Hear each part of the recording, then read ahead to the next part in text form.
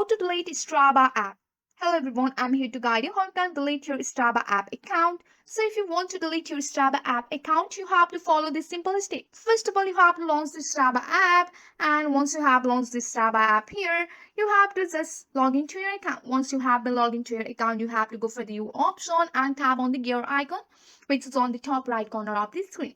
After that, you can also manage the app and devices on your Strava app. So here you want to delete your account of your Strava.